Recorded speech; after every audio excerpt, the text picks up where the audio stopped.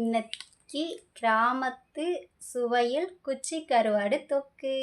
வாங்க எப்படி செய்முறை பார்க்கலாம். குச்சி கருவாடு 100 கிராம், ஒரு 10 பல் பூண்டு அரைக்குறையா இடித்து வச்சுக்கிறேனுங்க. ஒரு 4 தக்காளி இப்படி 4ஆக கட் பண்ணி கொஞ்சம் பெருசாகவே வச்சுக்கலாம்.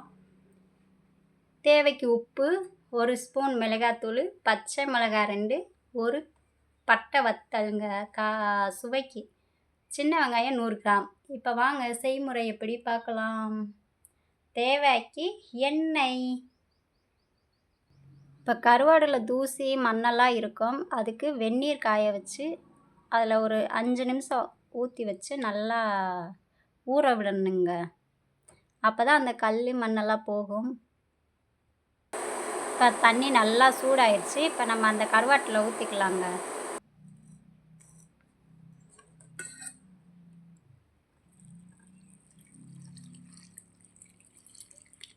இப்படி நல்லா மூழ்கிற அளவுக்கு ஊற்றிக்கங்க. அப்போ தான் அதில் இருக்க டஸ்ட்டெல்லாம் போகும்.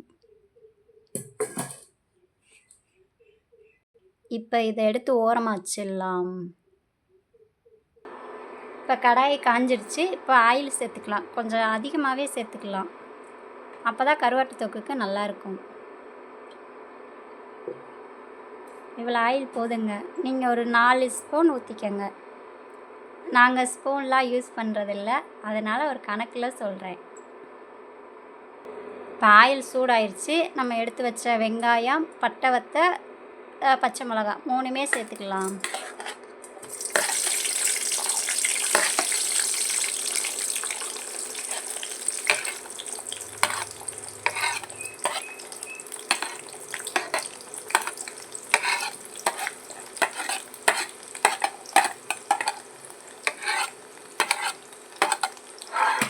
நல்லா வதக்கி விட்டுக்கலாங்க. பொன்னிறம் ஆகணும்.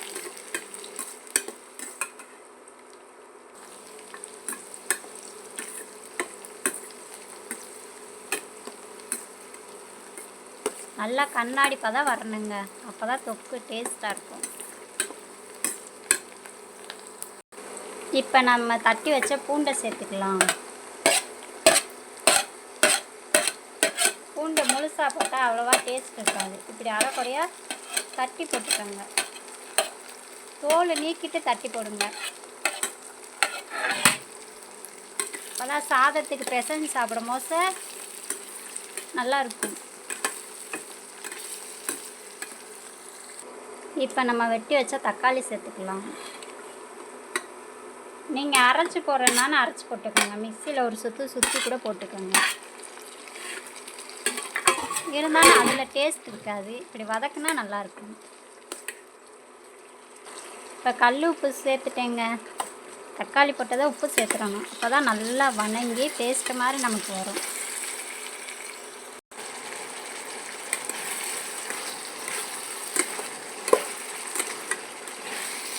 பாருங்கள் இப்படி வதங்குதுங்க.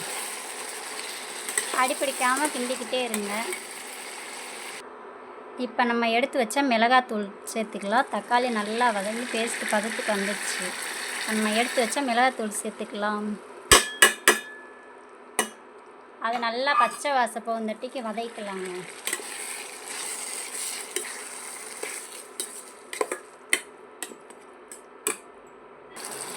இந்த பக்குவத்தில் நம்ம கருவாடு சேர்த்துக்கலாங்க. பார்த்து கவனமாக கரண்டி வச்சு கருவாடை இது பண்ணிக்கோங்க. ஏன்னா நம்ம சுடு தண்ணி ஊற்றிருக்கோம்ல, கையில் எடுத்து சூடாயிரும்ல, அதுக்காண்டி என்ன பண்ணணும், கரண்டியில் அள்ளி போடணும். நம்ம வாட்டுக்கு ஆர்வ கோளாறில் கையை விட்டுட்டு அப்புறம் காய யாருக்கு, நமக்கு தானே. அதனால் எந்த வேலை பார்த்தாலும் சமையல் வேலைத்தில் மட்டும் கவனம் இருக்கணுங்க.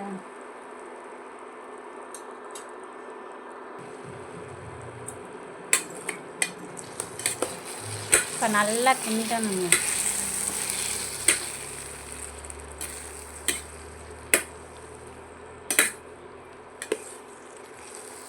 நல்லா கிண்டிக்கங்க. ஒரு சில பேர் தலையை பிச்சு போடுவாங்க. தலையில் பிச்சு போட்டால் தலை தாங்க டேஸ்ட்டாக இருக்கும். மண்டையோட தலை, மீன் கருவாட்டோட தலை. அதனால் பிச்சு போடாதீங்க. இப்படியே ஒரு வாட்டி செஞ்சு பாருங்கள். குச்சி கருவாடு வந்து கொஞ்சம் வெறப்பாக தாங்க இருக்கும். அதுவாசி அரை டம்ளர் தண்ணி சேர்த்துக்கலாம்.